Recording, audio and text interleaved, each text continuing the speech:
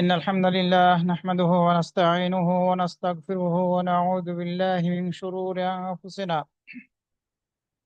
ومن سيئات أعمالنا. من يهده الله فلا مضل له ومن يضلل فلا هادي له. وأشهد أن لا إله إلا الله وحده لا شريك له. وأشهد أن محمدا عبده ورسوله. أما بعد، فإن خير الحديث كتاب الله، وخير الهدي هدي محمد صلى الله عليه وسلم، وشر الأمور محدثاتها، وكل محدثة بدعة، وكل بدعة ضلالة، وكل ضلالة في النار. فأعوذ بالله من الشيطان الرجيم. وإذا قيل لهم اركعوا لا يركعون ويل يومئذ للمكذبين. يوم يكشف عن ساق ويدعون إلى السجود فلا يستطيعون. خاشعة أبصارهم ترهقهم ذلة وقد كانوا يدعون إلى السجود وهم سالمون.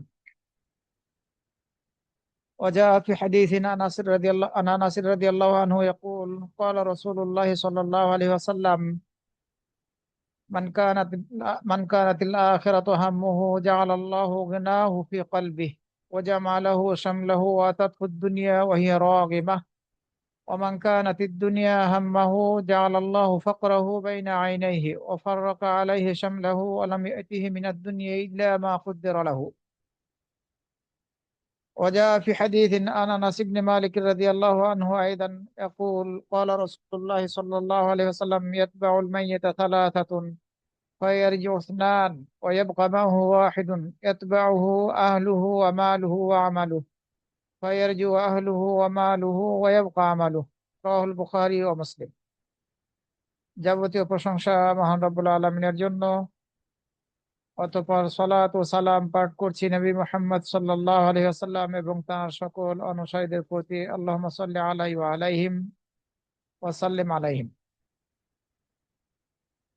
সম্মানিত ভাইয়েরা, আল্লাহ রাব্বুল আলামিন আমাদেরকে এই দুনিয়াতে পাঠিয়েছেন তার ইবাদত করার জন্য। আমাদেরকে সৃষ্টি করেছেন একমাত্র তার ইবাদত করার জন্য এবং ইবাদতের মাধ্যমে তিনি যে এক ও অদ্বিতীয়, তার কোনো শরীক নেই, এটি প্রমাণ করার জন্য। আমরা যদি এই উদ্দেশ্যকে, এই লক্ষ্যকে ভুলে যাই তাহলে আমরা সফল কাম হতে পারবো না। এই জন্য আমাদেরকে এই দুনিয়াতে সাবধানতা অবলম্বন করতে হবে, সতর্কতা অবলম্বন করতে হবে, কোনোভাবেই যাতে আমরা শয়তানের পথের অনুসারী নিজেদেরকে না বানিয়ে ফেলি। আমরা যাতে আল্লাহর পথের উপরে নিজেদেরকে ধরে রাখতে পারি, এই পথের পথিক বানিয়ে চলতে পারি আমরা, এ ব্যাপারে আমাদেরকে সচেষ্ট থাকতে হবে। দুনিয়া কেন্দ্রিক আমাদের যাবতীয় আমলগুলো যাতে না হয়, আমাদের যাবতীয় জীবন চলার পথ যাতে আখেরাত কেন্দ্রিক হয়, এ ব্যাপারে আমাদেরকে সার্বক্ষণিক সচেষ্ট থাকতে হবে। আমরা শুধুমাত্র দুনিয়া নিয়ে মেতে থাকলাম, আখেরাতকে স্মরণ করলাম না, আমাদের অবস্থা যেন এমন না হয়। আরবিতে বলা হয় আজহুদু ফিদ দুনিয়া, দুনিয়াতে দুনিয়া বিমুখতা এবং আখেরাতমুখী হওয়া।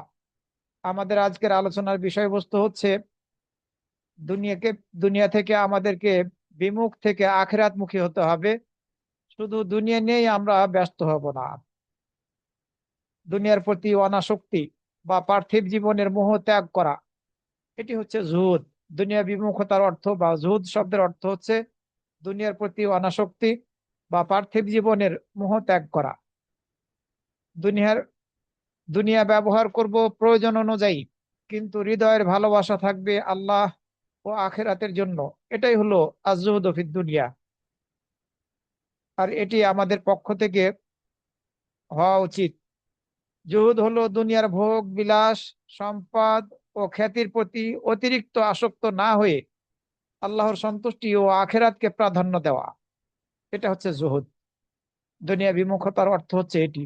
দুনিয়ার ভোগ বিলাস, সম্পদ ও খ্যাতির প্রতি অতিরিক্ত আসক্ত না হয়ে আল্লাহ সন্তুষ্টি ও আখেরাতকে প্রাধান্য দেওয়া। এর মানে হচ্ছে, এর মানে এটা নয় যে দুনিয়া ছেড়ে পাহাড়ে চলে যাব আমরা, এর মানে এটা নয় যে দুনিয়া ছেড়ে আমরা পাহাড়ে চলে গিয়ে সেখানে এক একটি জীবন যাপন করব। বরং দুনিয়ার সম্পদ, পদমর্যাদা ও ভোগ বিলাসকে জীবনের মূল লক্ষ্য না বানানো। এর অর্থ হচ্ছে এটি, দুনিয়ার সম্পদ, পদমর্যাদা ও ভোগ বিলাসকে জীবনের মূল লক্ষ্য না বানানো, এটি হচ্ছে দুনিয়া বিমুখতা। আর জুহদ ফিদ দুনিয়া, অন্তরে আখেরাতের গুরুত্ব বেশি রাখা, এটাই আসল জুহদ। আখেরাতের গুরুত্বটাকে বেশি করে রাখা, এটি হচ্ছে প্রকৃত জুহদ। যে ব্যক্তি দুনিয়া বিমুখ হয়, অর্থাৎ জুহুদ অবলম্বনকারী হয়, আল্লাহ তাকে ভালোবাসেন। আপনার কাছে যদি সম্পদ থাকে, তবে কৃতজ্ঞ হতে হবে আপনাকে। আমার কাছে, আপনার কাছে যদি সম্পদ থাকে, তাহলে আমাদেরকে কৃতজ্ঞ হতে হবে এবং দুনিয়ার মোহ হৃদয় থেকে বের করে দিতে হবে।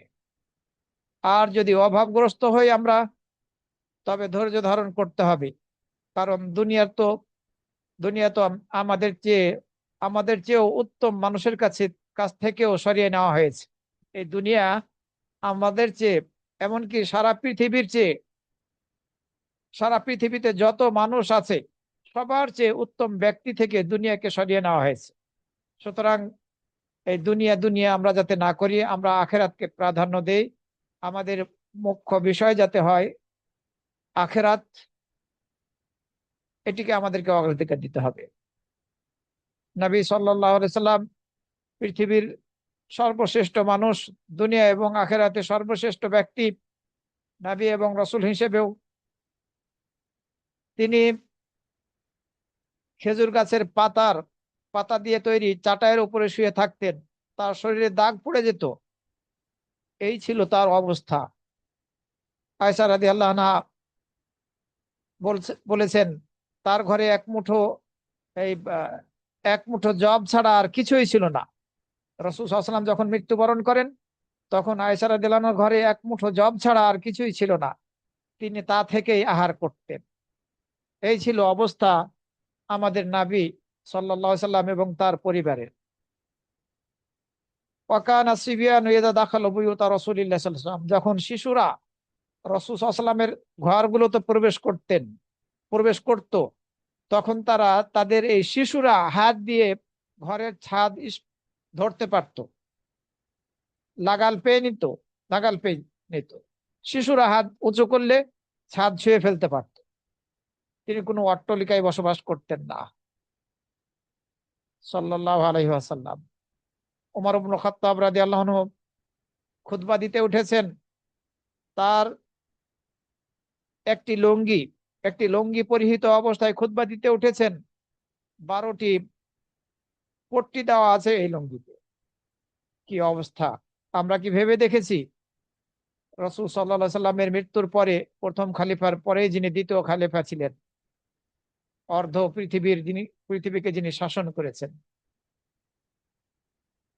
তাদের থেকে দুনিয়া সরিয়ে নেওয়া হয়েছে, তারা আল্লাহর কাছে তুচ্ছ হওয়ার কারণে? না, এমনটি ভাবার কোনো সুযোগ নাই। আল্লাহ কি তাদের থেকে দুনিয়াকে সরিয়ে নিয়েছিলেন তারা আল্লাহর কাছে নগণ্য বা তুচ্ছ এ কারণে?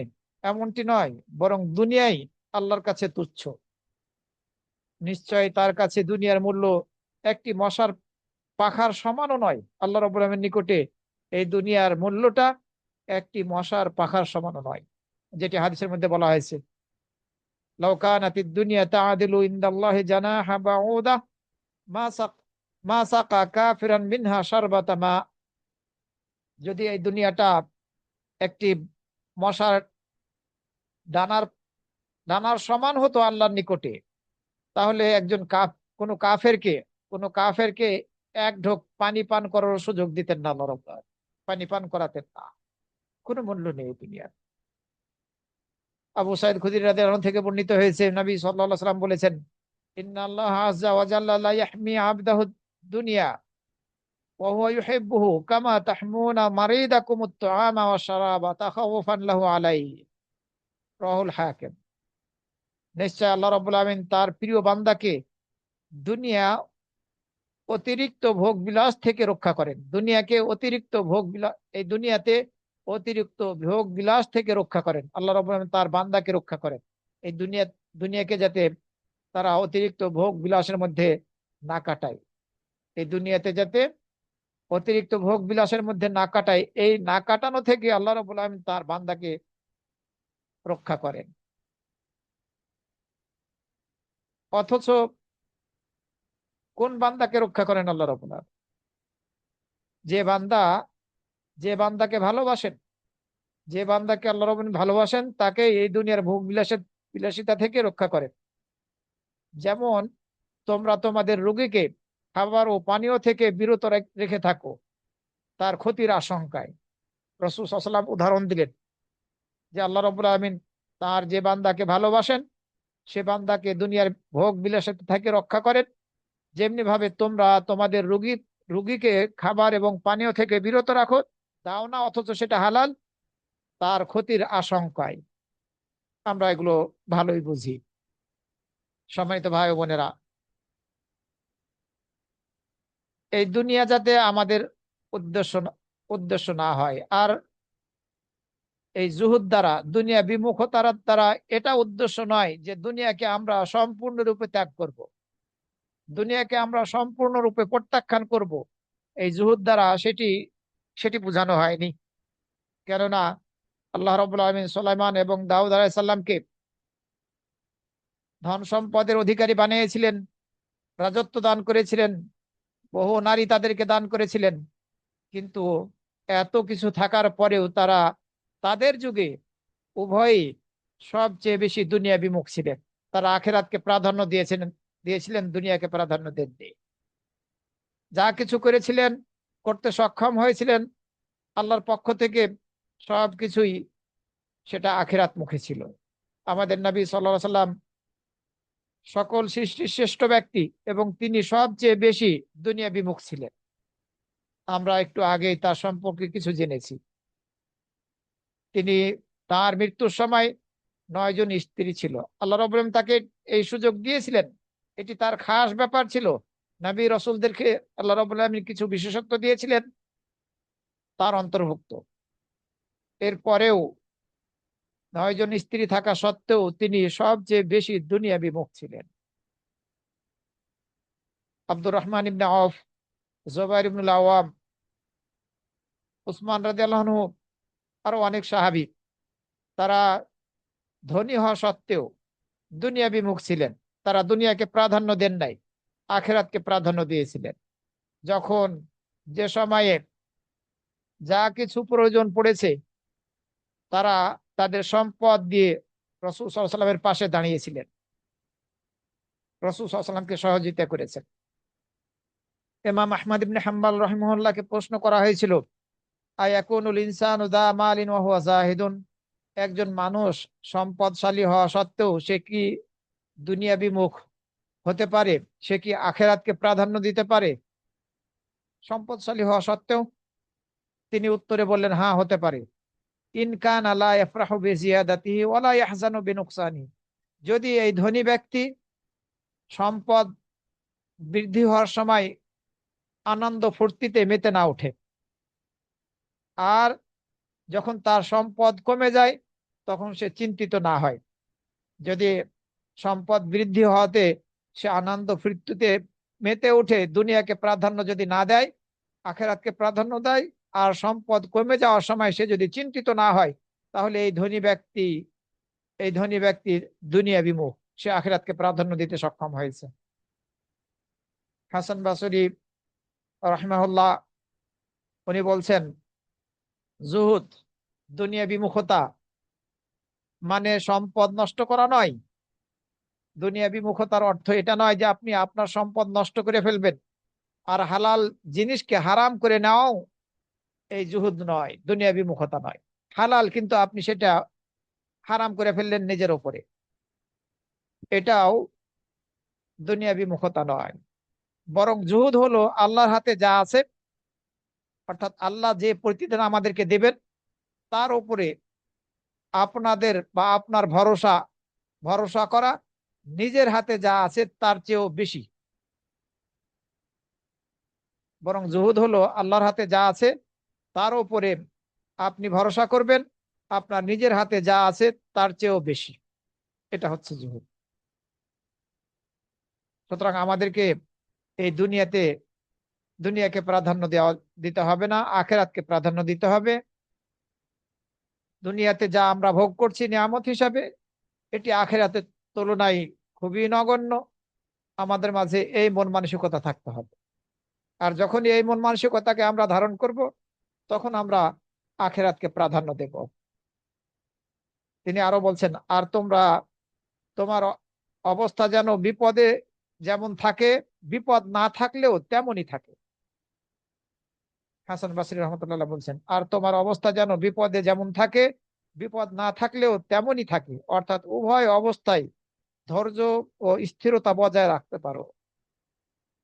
বিপদে থাকা অবস্থায় যেমন আল্লাহকে ভুলে যাব না, যখন বিপদ না থাকবে, সুখে শান্তিতে থাকবো, তখনও আল্লাহকে ভুলে যাব না। উভয় অবস্থায় থাকবে সমান। এবং সত্যের ব্যাপারে তোমার কাছে প্রশংসাকারী ও নিন্দাকারী উভয় সমান। তোমার যদি কেউ প্রশংসা করে অথবা নিন্দা করে, দুইটা কি তুমি সমানভাবে ভাববে। অর্থাৎ মানুষের প্রশংসা বা নিন্দায় প্রভাবিত না হওয়া। ও প্রশংসা করছে, করতে থাকুক, অথবা কেউ নিন্দা করতেছে, করতে থাকুক। তাদের এই সব প্রশংসা অথবা নিন্দার দ্বারা আমরা যাতে প্রভাবিত না হই, এটা যদি এরকম অবস্থা যদি আমাদের হয়, তাহলে আমরা প্রকৃতপক্ষে আহ দুনিয়া বিমুখতাকে অবলম্বন করতে পারবো। এটাই হচ্ছে জুহুদের বাস্তবতা, দুনিয়া বিমুখতার বাস্তবতা। আর এই হিসাবেই কোনো ব্যক্তি মানুষের মধ্যে সবচেয়ে ধনী হলেও সে সবচেয়ে বড় জাহিদ, অর্থাৎ দুনিয়া বিমুখ হতে পারে। এই হিসাবে কোনো ব্যক্তি মানুষের মধ্যে সবচেয়ে ধনী হলেও সে সবচেয়ে বড় জাহিদ, দুনিয়া বিমুখ হতে পারে, কারণ তার হৃদয় দুনিয়ার সঙ্গে আসক্ত নয়। অন্যদিকে এর বিপরীতে কেউ সবচেয়ে গরিব হলেও তার মধ্যে জুহুদের কোনো অংশ নাও থাকতে পারে, কারণ তার অন্তর দুনিয়ার জন্য ছটপট করতে থাকে। সে কিছুই নাই তার কাছে, কিন্তু সে আখেরাত বুঝে না, দুনিয়া পাওয়ার জন্য ছটপট করতেছে, চেষ্টা করতে চালিয়ে যাচ্ছে। কিছু নাই, এরপরে সে আখেরাতকে স্মরণ করছে না। এ ব্যক্তি দুনিয়া বিমুখ হয়। সুতরাং জুহুদের মূল কথা হলো আল্লাহ ও আখেরাতের প্রতি আগ্রহ ও আকাঙ্ক্ষা রাখা। আল্লাহ ও আখেরাতের প্রতি আগ্রহ ও আকাঙ্ক্ষা রাখা, আর দুনিয়াকে সেই নিয়ামতের দিকে পৌঁছানোর একটি সেতু হিসাবে গ্রহণ করা। এই দুনিয়াকে আখেরাতে যে প্রতিদান আমরা লাভ করব, যে নিয়ামত গুলো আমরা লাভ করব, সেই নিয়ামত গুলোর দিকে পৌঁছানোর একটি সেতু হিসাবে আমরা এই দুনিয়াকে গ্রহণ করব। কারণ দুনিয়া হলো একটি মাধ্যম, কোনো চূড়ান্ত লক্ষ্য নয়। এটি হলো একটি অতিক্রমের পথ, স্থায়ী আবাস নয়। সম্মানিত ভাই বোনেরা, বুখারী শরীফের মধ্যে একটি হাদিস বর্ণিত হয়েছে। আব্দুর রহমান আব্দুর রহমান ইবনে আওফ রাদিয়াল্লাহু আনহু ধনী ব্যক্তি ছিলেন। কিয়ামরত এখন অবস্থায় বলছে ছিলেন। সামলাতে পারবে দিনের বেলা, কিন্তু কত হলে সে গোসল করতে গেলো, সেই করতে গেলো, কে কাজ করবে?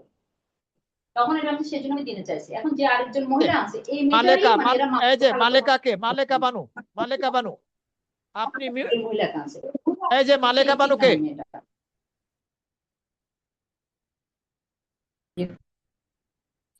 এই যে মালেকা বানু, আপনি আবার লাইনে আসলেন কেন? কথা বলছেন আবার লাইনে আসছেন কেন?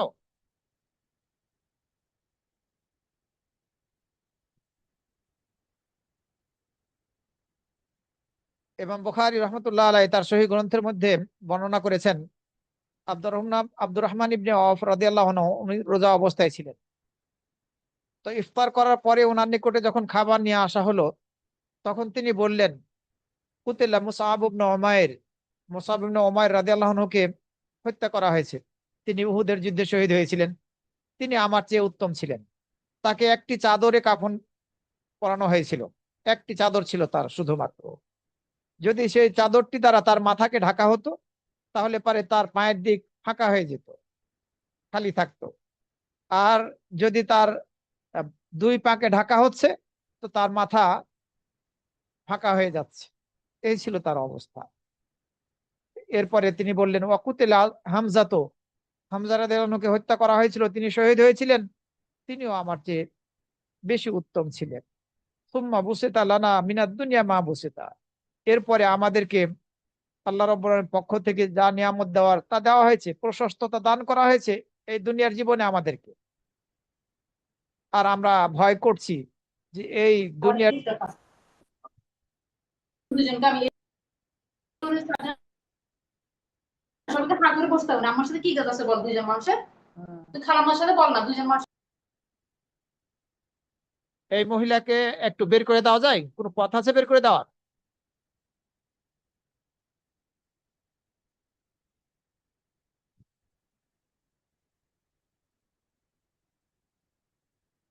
আব্দুর রহমান রাদিয়াল্লাহু আনহু বললেন, আমাদেরকে নিয়ামত দান করা হয়েছে, প্রশস্ততা দান করা হয়েছে দুনিয়াতে। আর আমরা ভয় করছি যে আমাদের এই দুনিয়ার নিয়ামত গুলো অগ্রিম আখেরাতের বিনিময়ে দিয়ে দেওয়া হলো কিনা, অগ্রিম আমাদেরকে আখেরাতের বিনিময়ে নিয়ামত গুলো দিয়ে দেওয়া হলো কিনা। এরপরে উনি কাঁদতে লাগলেন। হাত্তা তারাকাল তো তিনি আর ওই খাবার খেলেন না। আখেরাতের কথা চিন্তা করে তিনি খাবার খেলেন না, যে এইসব নিয়ামত আমাদেরকে দান করা হয়েছে, এই নিয়ামত গুলো কি আখেরাতের পরিবর্তে আমাদেরকে দুনিয়াতেই দিয়ে দেওয়া হচ্ছে, এরকম চিন্তা ভাবনা ছিল। অথচ তিনি একজন ধনী ব্যক্তি ছিলেন।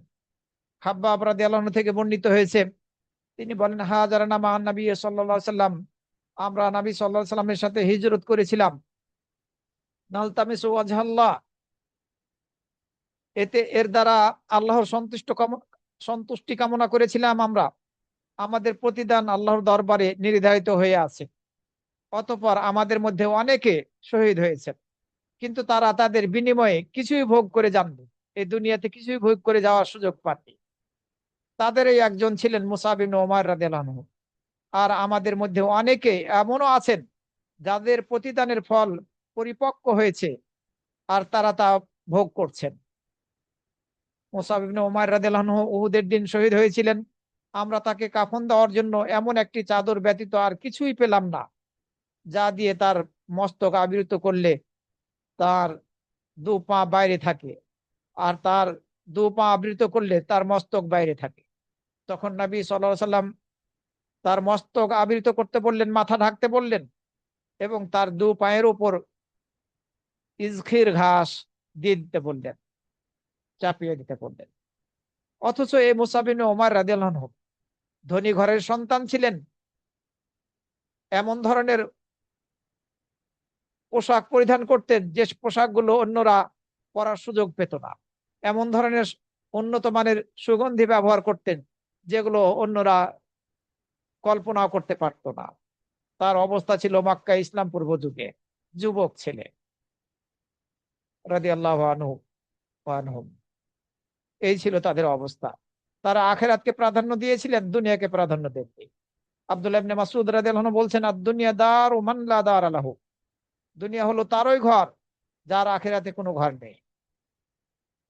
অর্থাৎ যে দুনিয়াকে প্রাধান্য দিল, আখেরাতকে স্মরণ করলো না, আখেরাতে তার জন্য কোনো ঘর নেই। আর এই দুনিয়া হচ্ছে, এটি হচ্ছে তারই সম্পদ যার সেখানে কোনো সম্পদ নেই। আর এর জন্যই সম্পদ সঞ্চয় করে করে সে যার আসলে কোনো জ্ঞান নেই। আমি আবারও বলি, আব্দুল্লাহ ইবনে মাসউদ রাদিয়াল্লাহু আনহু বলছেন, দুনিয়া হলো তারই ঘর যার আখেরাতে কোনো ঘর নেই। এটি তারই সম্পদ যার সেখানে, অর্থাৎ আখেরাতে কোনো সম্পদ নেই। আর এর জন্যই সম্পদ সঞ্চয় করে সে সেই ব্যক্তি যার আসল বিষয়ে কোনো জ্ঞান নেই। অর্থাৎ যে এই দুনিয়াকে প্রাধান্য দেয়, আখেরাতকে স্মরণ করে না, তার আখেরাতে কোনো ঘর নেই, আখেরাতে তার কোনো কিছু পাওয়ারও নেই। ওমর রাদিয়াল্লাহু আনহু উনি শাম দেশের উদ্দেশ্যে বের হলেন। যখন শাম দেশে পৌঁছলেন, সৈন্য দলের সাথে মিলিত হলেন, সৈন্যরা তার সাথে মিলিত হলেন। তখন তিনি একটি লুঙ্গি পরেছিলেন, আর তার পায়ে ছিল দুটি মোজা, মাথায় ছিল একটি পাগড়ি।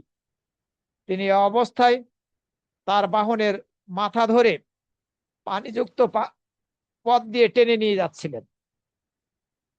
তিনি নিজে তার বাহনের মাথা ধরে যে পথে পানি রয়েছে, এই পানিযুক্ত পথে এই বাহনকে টেনে নিয়ে যাচ্ছিলেন। ফাকালু ইয়া আমির আল মুমিনিন, তারা বললেন, হে আমিরুল মুমিনিন, আপনার সাথে কত সৈন্যদল মিলিত হচ্ছে এবং সামদেশীয় খ্রিস্টান নেতারা এবং ধর্মযাজকরা তারা আপনার সাথে মিলিত হচ্ছে, আর আপনি এই অবস্থায়, আপনার অবস্থায় এরূপ। এ কথা যখন তারা বলল, তখন ওমর রাদিয়াল্লাহু আনহু বললেন, ইন্না কওমুন আযানাল্লাহু বিল ইসলাম, আমরা হচ্ছি সেই কওম, আমাদেরকে আল্লাহ ইসলামের দ্বারা সম্মানিত করেছেন। আল্লাহ রাব্বুল আলামিন আমাদেরকে ইসলামের দ্বারা সম্মানিত করেছেন।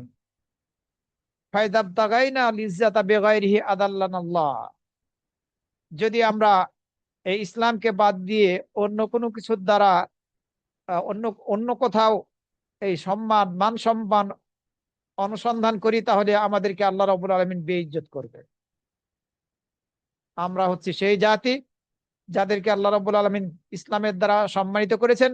যদি আমরা এই সম্মান অনুসন্ধান করি অন্য কিছুর দ্বারা, তাহলে ইসলাম বাদ দিয়ে অন্য কিছুর দ্বারা, তাহলে আল্লাহ রাব্বুল আলামিন আমাদেরকে বেইজ্জত করবেন, অপমানিত, অপদস্থ করবেন। সুতরাং প্রকৃত সম্মান হচ্ছে ইসলামের মাঝে। এক ব্যক্তি আবু দার রাদিয়াল্লাহু আনহুর বাড়িতে প্রবেশ করলেন। এক ব্যক্তি আবু দার রাদিয়াল্লাহু আনহুর বাড়িতে প্রবেশ করলেন, তার ঘরের দিকে তাকিয়ে দেখলেন, এদিক ওদিক তাকালেন, কোনো আসবাবপত্র বা সামগ্রী দেখতে পেলেন না। আবু দার রাদিয়াল্লাহু আনহুর ঘরের ভিতরে কোনো আসবাবপত্র বা সামগ্রী দেখতে পেলেন না। সে বলল, হে আবু দার, আপনার ঘরে তো কোনো জিনিসপত্র বা আসবাবপত্র দেখছি না, কারণ কি? আবু দার রাদিয়াল্লাহু আনহু বললেন, আমাদের একটি অন্য ঘর আছে, সেখানে আমরা আমাদের উত্তম সামগ্রী পাঠিয়ে দেই। আবু দার রাদিয়াল্লাহু আনহু বললেন, আমাদের একটি অন্য ঘর আছে যেখানে আমরা আমাদের উত্তম সামগ্রী পাঠিয়ে দেই। লোকটি বলল, কিন্তু যতদিন আপনি এখানে আছেন, কিছু না কিছু জিনিস তো আপনার দরকার, কিছু না কিছু জিনিস তো থাকা প্রয়োজন। সেই ব্যক্তি আবু দার রাদিয়াল্লাহু আনহুকে এই কথা বললেন। তখন আবু দার রাদিয়াল্লাহু আনহু উত্তরে বললেন, এই ঘরের মালিক আমাদের এখানে থাকতে দেবে না, এই ঘরের মালিক আমাদের এখানে থাকতে দেবে না, অর্থাৎ আমরা এখানে স্থায়ী নই। সম্মানিত ভাই ও বোনেরা, সুতরাং আমরা দুনিয়া দুনিয়া করি কেন? আমরা কি একটু আমাদের সালাফে সালেহিনদের জীবনের দিকে দৃষ্টি দেব না? তারা কিভাবে জীবন যাপন করেছিলেন, পৃথিবীর সর্বশ্রেষ্ঠ ব্যক্তি কিভাবে জীবন যাপন করেছিলেন, তার জীবনের দিকে আমরা কি একটু দৃষ্টি দৃষ্টি দেব না? আমরা কি একটু ভেবে দেখব না যে আমাদেরকে আল্লাহ রাব্বুল আলামিন দুনিয়ায় কত কি না দান করেছেন? আমরা আমাদের অবস্থা নিয়ে যদি একটু চিন্তা করি, তাহলে দেখব এই দুনিয়ায় আমাদের জন্য কত কিছু বিস্তৃত করে দেওয়া হয়েছে। আমরা কত রকমের খাবার খাই, আমাদের সামনে কত ধরনের ফলমূল আনা হয় যা পৃথিবীর দূর দূরান্ত থেকে আসে, এমনকি অনেক কিছু আমরা চিনি না, এ ধরনের ফলও আমরা দেখতে পাই। আমরা কত দামি পোশাক পরিধান করি, কত বিলাসবহুল যানবাহনে চলাফেরা করি। নিজের যানবাহন না থাকলেও যখন কোথাও ঘুরতে যাই, বেড়াতে যাই, তখন সাধ্য মাফিক আমরা চেষ্টা করি যে কোন গাড়িতে গেলে বেশি আরামদায়ক হবে। কত বিলাসবহুল যানবাহনে আমরা চলাফেরা করি, কত সুদৃশ্য প্রাসাদে বসবাস করি, কত আরামদায়ক বিছানায় আমরা শুয়ে থাকি, কত নরম আসন ও বিলাসবহুল সোফায় বসি এবং হেলান দেই। আমরা কি ভেবে দেখেছি কত সম্পদ আমরা সঞ্চয় করছি এই দুনিয়ার জীবনে? তারপর একবার ভেবে দেখি আখিরাতের জন্য আমরা প্রস্তুতি গ্রহণ করেছি কিনা, আখিরাতের জন্য আমরা প্রস্তুতি গ্রহণ করছি কিনা। ওই সব সাহাবীগণ যাদের কথা আমরা শুনলাম, তাদের অবস্থাটা আমাদের তুলনায় খুব খুব নিম্নমানের ছিল। আমাদেরকে যে নিয়ামত দান করেছেন আল্লাহ রাব্বুল আলামিন, এই নিয়ামতের তুলনায় তাদের অবস্থা খুব নিম্ন পর্যায়ের ছিল। বিপরীতে আখিরাতের জন্য তারা যেসব সৎ আমলকে প্রেরণ করেছেন, সেগুলো থেকে আমাদের নিকটে হয়তো বা সেরকম কিছুই নেই। আমাদের কাছে সেরকম কিছুই নেই যেগুলো আমরা আখিরাতের জন্য প্রেরণ করছি। তারা যেভাবে সৎ আমলকে আখিরাতের জন্য প্রেরণ করেছিলেন, সেগুলোর মধ্য থেকে আমাদের নিকটে হয়তো বা থাকলেও খুব সামান্য কিছু আছে যেগুলো আমরা আখিরাতের জন্য প্রেরণ করছি। তা সত্ত্বেও তারা ভয় করতেন, এত বেশি পরিমাণ আখিরাতের আমল আখিরাতের জন্য প্রতিদান পাওয়ার উদ্দেশ্যে প্রেরণ করেছিলেন তারা। এরপরেও তারা ভয় করতেন যে এই দুনিয়ার জীবনে যে নিয়ামতগুলো ভোগ করছি, এই নিয়ামতগুলোই কি আখিরাতের বিনিময় হিসেবে আমাদেরকে দিয়ে দেওয়া হচ্ছে, এরকম ভীতি কাজ করতো তাদের মধ্যে। যেমনটি আব্দুর রহমান ইবনে আওফ রাদিয়াল্লাহু আনহুর ক্ষেত্রে ঘটেছে। তিনি করন্দন করলেন আর খানা থেকে বিরত থাকলেন। যদিও তিনি ক্ষুধার্ত ছিলেন, সিয়াম পালন করার কারণে প্রচন্ড ক্ষুধা ছিল, তার খানার প্রয়োজন ছিল। সাহাবীগণ রাদিয়াল্লাহু আনহুম তারা সৎ আমল, ভালো আমল, আল্লাহ ভীতি এবং আত্মসমালোচনা এসব কিছুকে একত্রিত করেছিলেন তাদের জীবনে। তারা সৎ আমল করেছেন, আল্লাহকে সাথে ভয় করেছেন, আবার আত্মসমালোচনা করেছেন। যদি কোনো ভুল করে থাকেন তাহলে সেটার জন্য আল্লাহর কাছে ক্ষমা চেয়ে নিয়েছেন। এই তিনটি বৈশিষ্ট্য তাদের মাঝে ছিল: সৎ আমল করা, আল্লাহ ভীতি এবং আত্মসমালোচনা। আর বিপরীতে আমরা আল্লাহকে ভয় করছি না, সাথে যুক্ত করেছি পাপকে, আল্লাহর নাফরমানিকে, গুনাহের কাজকে। আমরা আল্লাহর নিয়ামত ভোগ করছি, আমরা আল্লাহর নিয়ামত খাচ্ছি এবং উপভোগ করছি, আর গুনাহের সাথে নিজেদেরকে জড়িত করছি। যেন আমরা আল্লাহর এই বাণী শুনি নাই, ফালাম্মা নাসু মা যুক্কিরু বিহি ফাতাহনা আলাইহিম আবওয়াবা কুল্লি শাইইন। ফালাম্মা নাসু মা যুক্কিরু বিহি, অতঃপর তাদেরকে যে উপদেশ দেওয়া হয়েছিল তারা যখন তা ভুলে গেল, আমি তাদের উপরে সব কিছুর দরজা খুলে দিলাম। তাদেরকে দিনের দাওয়াত দেওয়া হলো, আল্লাহ রাব্বুল আলামিনের পক্ষ থেকে উপদেশ দেওয়া হলো যে তোমরা আল্লাহর পথে ফিরে আসো, আল্লাহর পথের পথিক হও। তারা আল্লাহর পথের পথিক হলো না, ভুলে গেল সেগুলো, সেই উপদেশকে ভুলে গেল। এরপরেও আল্লাহ রাব্বুল আলামিন তাদের উপর সবকিছুর দরজা খুলে দিলেন, অর্থাৎ সব দিকের নিয়ামত তাদেরকে দান করলেন। কিন্তু অবশেষে যখন তাদেরকে যা প্রদান করা হয়েছিল তার কারণে তারা উৎফুল্ল হলো, আনন্দ খুশি ফুর্তিতে মেতে উঠলো, তখন আল্লাহ বলেন আমি হঠাৎ তাদেরকে পাকড়াও করলাম। ফলে তখন তারা হতাশ হয়ে গেল। আমরা যদি আমাদের বাংলাদেশের কথাই ধরি, আমাদের মাঝে 16-17 বছর একটি দল ক্ষমতায় ছিল, তাদের সৈন্যবাহিনী ছিল, তাদের হাতে পুলিশ ছিল, বিভিন্ন বাহিনী ছিল, ক্ষমতা ছিল, কিন্তু কোনো কাজে লাগে নাই, কিছুই তাদের কাজে লাগে নাই। একটা নির্দিষ্ট সময় পর্যন্ত আল্লাহ রাব্বুল আলামিন তাদেরকে এই দুনিয়া ভোগ করার সুযোগ দিয়েছিলেন।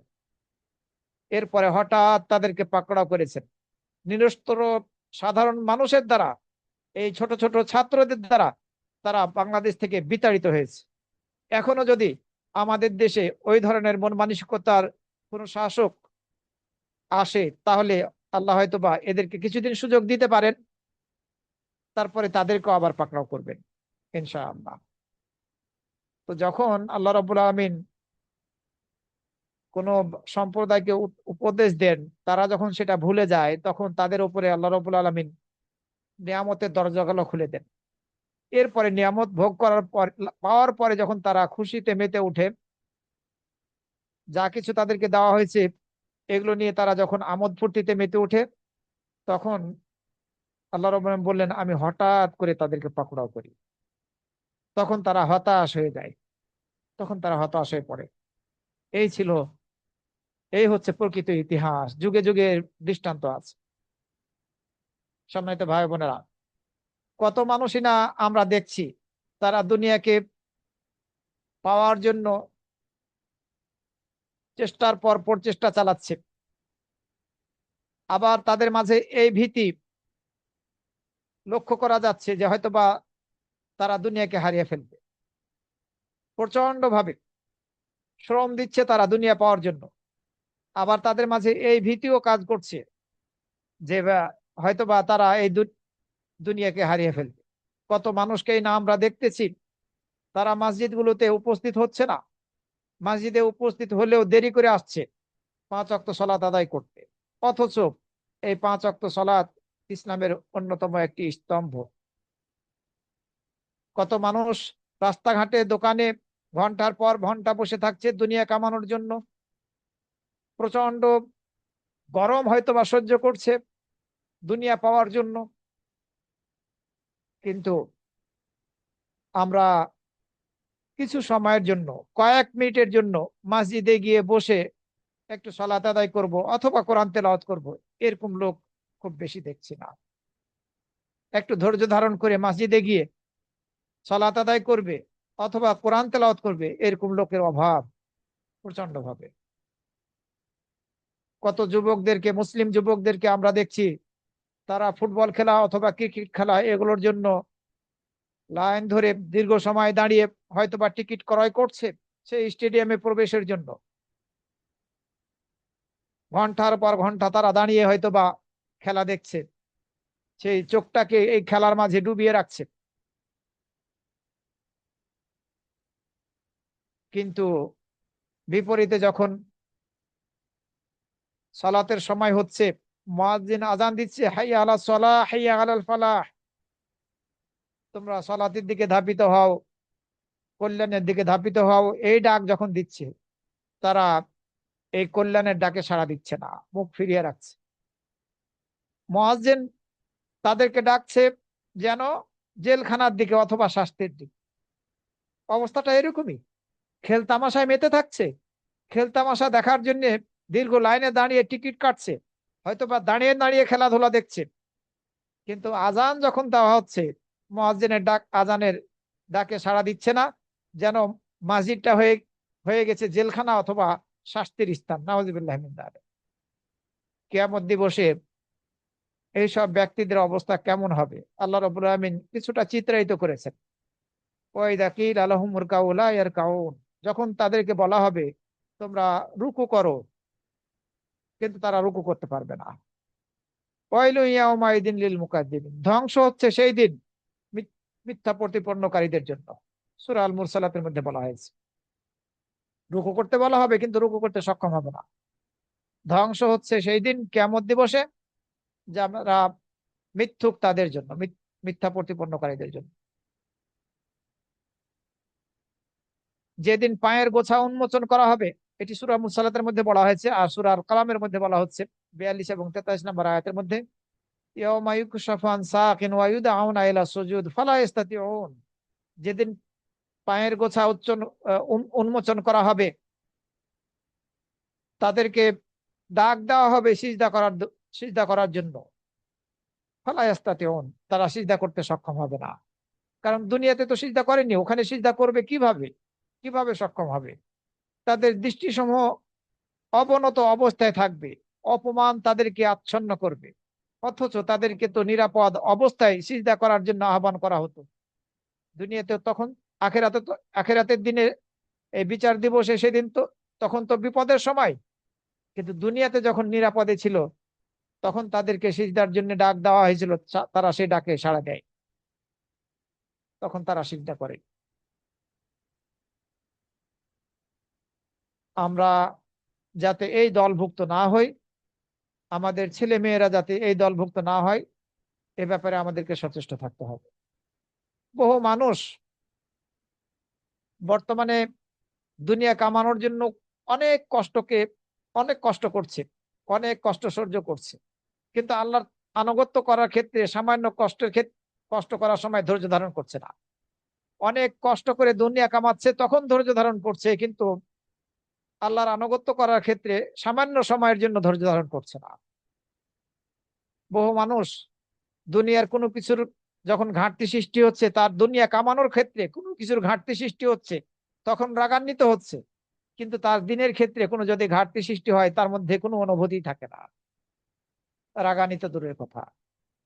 বহু মানুষ দুনিয়াকে ভালোবাসার কারণে, কঠিন ভাবে দুনিয়াকে ভালোবাসার কারণে সন্তুষ্ট হতে পারে না হালাল পন্থায় উপার্জনের দ্বারা। হালাল পন্থায় উপার্জনে সন্তুষ্ট থাকতে পারে না। আল্লাহ যে পন্থাকে যে পন্থাকে বৈধতা দিয়েছেন সেই পন্থায় উপার্জন করাটা মাঝেই সন্তুষ্ট থাকতে পারে না, কঠিন ভাবে দুনিয়ার ভালোবাসার কারণে। ফলশ্রুতিতে হারাম পথ অবলম্বন করছে, সুদের সাথে জড়িত হচ্ছে, ঘুষের সাথে জড়িত হচ্ছে, ক্রয় বিক্রয়ের ক্ষেত্রে প্রতারণা করছে, হয়তো বা ঝগড়া করছে, অথবা মিথ্যা সাক্ষ্য দিচ্ছে, মিথ্যা কসম করছে সম্পদ উপার্জনের জন্য, সম্পদ বাড়ানোর জন্য। তারা কি আল্লাহর এই বাণী শুনে নাই? ইয়া আইয়ুহাল্লাযীনা আমানুত্তাকুল্লাহ, হে ঈমানদাররা তোমরা আল্লাহকে ভয় করো। ওয়াদারু মা বাকিয়া মিনার রিবা, আর রেবার যা অবশিষ্ট রয়েছে তা তোমরা ত্যাগ করো। সূরা আল বাকারা 278 নম্বর আয়াত। এরপরে আল্লাহ রাব্বুল আলামিন সূরা নিসার 29 নম্বর আয়াতের মধ্যে বললেন, ইয়া আইয়ুহাল্লাযীনা আমানু, হে ঈমানদাররা, লা তাকুলু আমওয়ালাকুম বাইনাকুম বিল বাতিল, তোমরা তোমাদের সম্পদ বাতিল পন্থায় ভক্ষণ করো না। এভাবে এই দুনিয়া কামানোর জন্য আমরা আল্লাহর কসম করছি, অঙ্গীকার করছি, করে দুনিয়াকে দুনিয়াকে খরিদ করতে চাচ্ছি। এটা কি বেশি? খুব সামান্য, আখিরাতের তুলনায় কিছুই না। আমরা এর আগেই জেনে এসেছি একটা মশার দানার সমানও এই দুনিয়ার মূল্য নেই। আমরা আখেরাতের উপরে হয়তোবা দুনিয়াকে প্রাধান্য দিচ্ছি, আর এই দুনিয়াকে প্রাধান্য দেওয়ার কারণে সলাত আদায় করা থেকে আমরা অন্যমনস্ক হয়ে যাচ্ছি। যদি সলাত আদায় করছে কেউ, জামাতের সাথে হয়তো বা আদায় করছে না, অথবা যথাসময়ে আদায় করছে না, দেরি করে আদায় করছে। আবার যদি সলাত আদায় করেও দেরি করেও, তাহলে এই সলাতের মধ্যে দাঁড়িয়ে হয়তো বা ওই সম্পদের কথা চিন্তা ভাবনা করছে, হিসাব নিকাশ করছে, এবং যেটা ভুলে গিয়েছিল সেটাকে স্মরণ করার চেষ্টা করছে। আলিয়াদুবিল্লাহ, আল্লাহ যাতে আমাদেরকে এই দলভুক্ত না করেন। বহু মানুষ দুনিয়াকে প্রাধান্য দিচ্ছে আখেরাতের উপরে কৃপণতা করে। যে সম্পদ সে লাভ করেছে এই সম্পদের হক আদায় করছে না, জাকাত দিচ্ছে না, পাড়া প্রতিবেশী আত্মীয় স্বজন যারা মুখাপেক্ষী তাদের পাশে দাঁড়াচ্ছে না। এরকম অবস্থা আমরা সমাজের মধ্যে লক্ষ্য করছি। আমরা কি ভেবে দেখেছি? আমরা কি কখনো ভাবি দৈনন্দিন ঘোষণা দেওয়া হচ্ছে অমুক ব্যক্তি মারা গিয়েছে, অমুক সময়ে তার জানাজা হবে, যাওয়ার পরে তো আর তারা ফিরে আসতে পারছে না। কত বন্ধু বান্ধব আমাদের থেকে বিদায় নিয়ে চলে গিয়েছে, কত পরিবারের কত সদস্য আমাদের থেকে, বাবা মা দাদা দাদি নানা নানি সহ আমাদের থেকে বিদায় নিয়ে চলে গেছে। এই ধারা অব্যাহত আছে, আখেরাতের বাড়ির দিকে পদার্পণ করছে, বিরতিহীন ভাবে লেগেই আছে এই ধারা, চলমান এই ধারা। আমরা কি ভাবি, চিন্তা করি কিভাবে আমরা এই দুনিয়ার জীবনকে প্রাধান্য দিচ্ছি সেই সব কিছু থেকে, সেই সব কিছুর উপরে যা আল্লাহর নিকটে রয়েছে, যে সব প্রতিদান আল্লাহর নিকটে রয়েছে সেই সব কিছুর উপরে এই দুনিয়ার জীবনকে আমরা কেন প্রাধান্য দিচ্ছি? কিভাবে আমরা প্রাধান্য দিচ্ছি? আমাদের সম্পদ সন্তানরা আল্লাহ থেকে আমাদেরকে অন্যমনস্ক রাখছে, আমরা কিভাবে অন্যমনস্ক থাকছি? আমাদের সম্পদ, আমাদের সন্তানরা আমাদেরকে আল্লাহর জিকির থেকে, আল্লাহকে স্মরণ করা থেকে অন্যমনস্ক বানিয়ে রাখছে কিভাবে? আমরা কি ভেবে দেখেছি? ভেবে দেখছি? আসুন একটি হাদিস শুনি। জিবরাইল আলাইহিস সালাম নবী সাল্লাল্লাহু আলাইহি ওয়াসাল্লামের নিকটে আসলেন, এসে বললেন, হে মুহাম্মদ সাল্লাল্লাহু আলাইহি সাল্লাম, ইসমা শি'তা ফাইন্নাকা মাইয়িতুন, তুমি যতদিন চাও জীবন যাপন করো, অবশ্যই তোমাকে মৃত্যুবরণ করতেই হবে। মুহাম্মদ সাল্লাল্লাহু আলাইহি সাল্লামকে এই কথা বলা হচ্ছে। ওয়া আমাল মা শি'তা ফাইন্নাকা মাযজিউন বিহি, তুমি যা ইচ্ছা তাই আমল করো এই দুনিয়ার জীবনে, তোমাকে এর প্রতিদান দেওয়া হবেই। ভালো করলে ভালো, মন্দ করলে মন্দ। ওয়াহবিব মান শি'তা ফাইন্নাকা মুফারিকুহ, আর তুমি যাকে ইচ্ছা তাকে ভালোবাসো, অবশ্যই তোমাকে তার থেকে বিচ্ছিন্ন হতেই হবে, দুনিয়া থেকে তার থেকে তোমাকে বিদায় নিতেই হবে। ও আলাম, আর জেনে রাখো, আন্না শারাফাল মুমিনি কিয়ামুল লাইল, মুমিনের মর্যাদা সম্মান হচ্ছে রাতের বেলা কিয়াম করার মাঝে। তুমি জেনে রাখো, আপনি জেনে রাখুন যে মুমিনের সম্মান হচ্ছে রাতের বেলা কিয়াম করার মাঝে। তার ওয়াইজুহু ইস্তিগনাউহু আনিন নাস। আর মুমিনের ইজ্জত হচ্ছে মানুষ থেকে, মানুষের অমুখাপেক্ষিতার মাঝে, মানুষের মুখাপেক্ষী না হওয়ার মাঝে, এর মাঝেই রয়েছে মানুষের সম্মান। হাত পাতা থেকে বিরত থাকার মাঝেই রয়েছে একজন মুমিন ব্যক্তির সম্মান। তো আমরা যে যতই এই দুনিয়াতে সম্পদ নিয়ে ব্যস্ত থাকি না কেন, সন্তান সন্ততি নিয়ে ব্যস্ত থাকি না কেন, আমাদেরকে এই দুনিয়া থেকে বিদায় নিতেই হবে।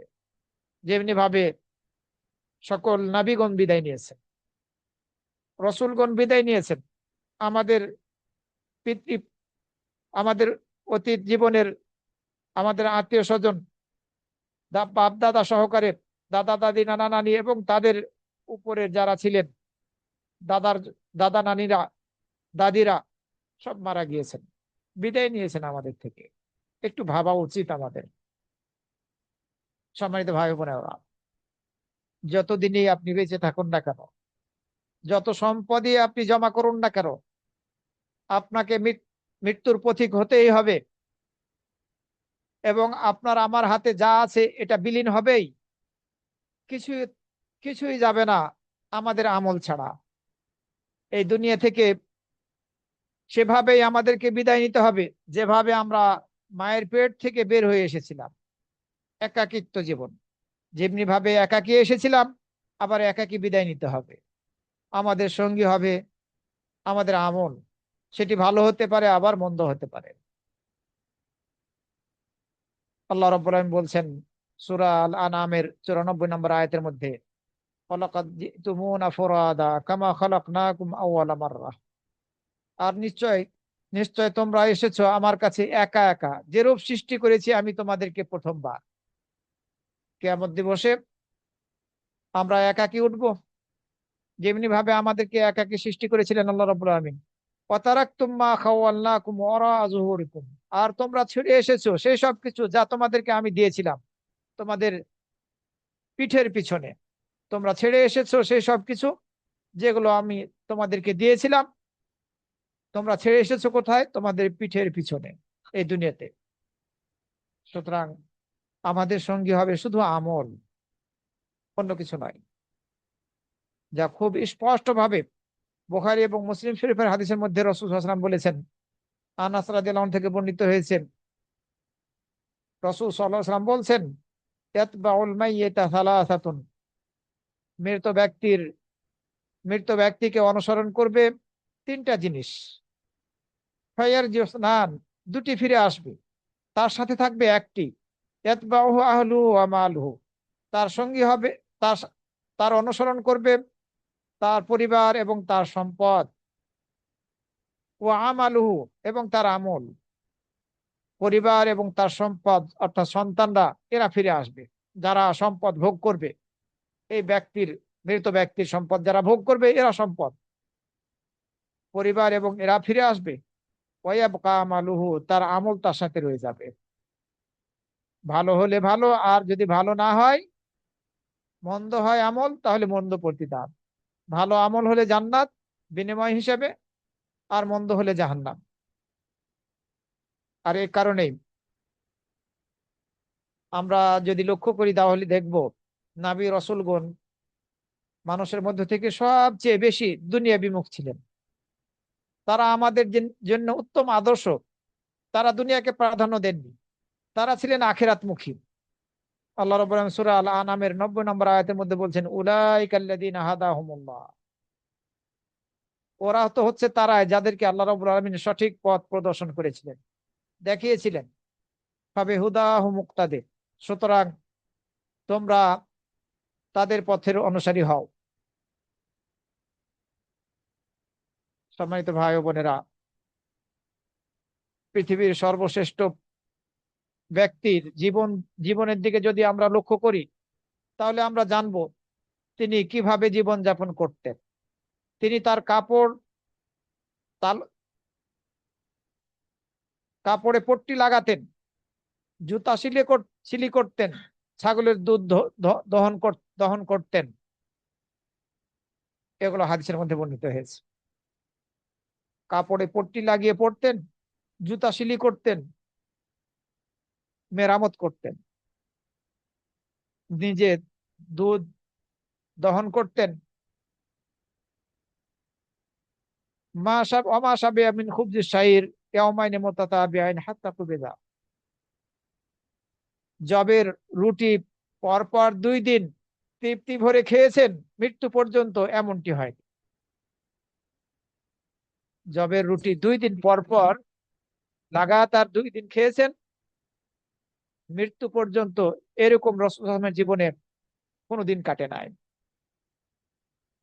নিম্নমানের খেজুর দ্বারা তার পেটটা ভর্তি করতে পেরেছেন, পূর্ণ করতে পেরেছেন, এমন ঘটনা ঘটেনি। নিম্নমানের খেজুর দ্বারাও পান। খন্দকের যুদ্ধের সময় তিনি তার পেটে ক্ষুধার কারণে পাথর বেঁধেছিলেন। 3টি চাঁদ অতিবাহিত হয়ে গিয়েছে তার পরিবারের মাঝে। তাদের বাড়িতে আগুন জ্বলেনি, চুলা জ্বলেনি। খানা ছিল শুধুমাত্র 2টি কালো জিনিস, খেজুর এবং পানি। এই ছিল রাসূল সাল্লাল্লাহু আলাইহি ওয়াসাল্লামের পরিবারের অবস্থা, তার নিজের অবস্থা। রাসূল সাল্লাল্লাহু আলাইহি ওয়াসাল্লাম যে বিছানায় ঘুমাতেন সেটি ছিল চামড়ার, খেজুর গাছের ছাল দিয়ে ভরা ছিল। এই জিনিসের উপরে তিনি ঘুমাতেন। আয়েশা রাদিয়াল্লাহু আনহা একটি জোড়া লাগানো কম্বল বের করলেন। ওয়া আখরাজাত আয়েশা রাদিয়াল্লাহু আনহা কিসান মুলাব্বাদান ওয়া ইজারান গালিজান। একটি জোড়া লাগানো কম্বল বের করলেন আর একটি মোটা লুঙ্গি বের করলেন। এরপরে বললেন, রাসূল সাল্লাল্লাহু আলাইহি ওয়াসাল্লাম, রাসূল সাল্লাল্লাহু আলাইহি ওয়াসাল্লামকে কবজ করা হয়েছে, তার রূহটা নিয়ে যাওয়া হয়েছে এই 2টি পরিধান করা অবস্থায়। এই 2টি তিনি পরিধান করেছিলেন। সুতরাং তিনিই তো হবেন সকল মানুষের আদর্শ, উত্তম আদর্শ, যা আল্লাহ রাব্বুল আলামিন কোরআন মাজিদের মধ্যে বলেছেন।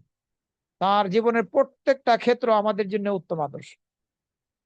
রাসূল সাল্লাল্লাহু আলাইহি ওয়াসাল্লাম হাদিসের মধ্যে বলেছেন, আমার আর দুনিয়ার বিষয় বিষয়টা এমন কি, এটা তো এরকম, আমার এবং দুনিয়ার দৃষ্টান্তটা তো হচ্ছে এরূপ যে একজন ব্যক্তি প্রচন্ড গরমের মধ্যে, প্রচন্ড গরমের দিনে সে পথ চলতে চলতে একটি বৃক্ষের নিচে ছায়ায় কিছু সময়ের জন্য আশ্রয় গ্রহণ করেছে। এরপরে ওই ছায়া ছেড়ে তিনি চলে গিয়েছেন। তো দুনিয়ার জীবনটা হচ্ছে এরকম, কিছু সময়ের জন্য একটি গাছের নিচে আমরা যেন একটু বিশ্রাম নেওয়ার উদ্দেশ্যে আশ্রয় গ্রহণ করেছি, এরপরে ওই ছায়া ছেড়ে আমরা দুনিয়া থেকে বিদায় নিয়ে চলে গেছি। আমাদের অবস্থাটা হচ্ছে এরকমই।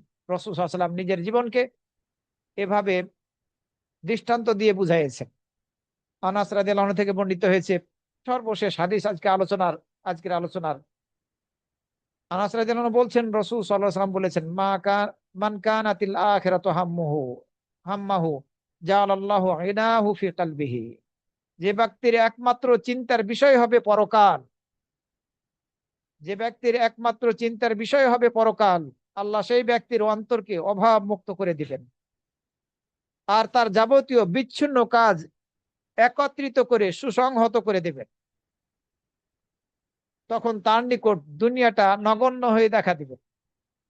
আবারও বলি, যে ব্যক্তির একমাত্র চিন্তার বিষয় হবে পরকাল, আল্লাহ সেই ব্যক্তির অন্তরকে অভাব মুক্ত করে দিবেন এবং তার যাবতীয় বিচ্ছিন্ন কাজ একত্রিত করে সুসংহত করে দিবেন, সুসংযত করে দিবেন। তখন তার নিকট দুনিয়াটা তুচ্ছ হয়ে দেখা দিবে, নগণ্য হয়ে দেখা দিবে। আর যে ব্যক্তির একমাত্র চিন্তার বিষয় হবে দুনিয়া, আল্লাহ তাআলা সেই ব্যক্তির গরিবী ও অভাব অনটন 2 চোখের মাঝে লাগিয়ে রাখবেন, কারণ সে দুনিয়াকে প্রাধান্য দিচ্ছে।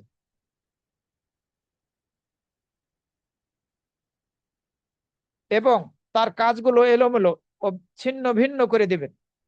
তার জন্য যা নির্দিষ্ট রয়েছে দুনিয়াতে সে এর চাইতে বেশি কিছু পাবে না।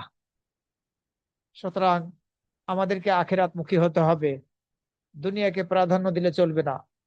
এর অর্থ এটা নয়, আমরা জেনে এসেছি যে দুনিয়াতে ধন সম্পদ উপার্জন করতে আমরা পারবো না।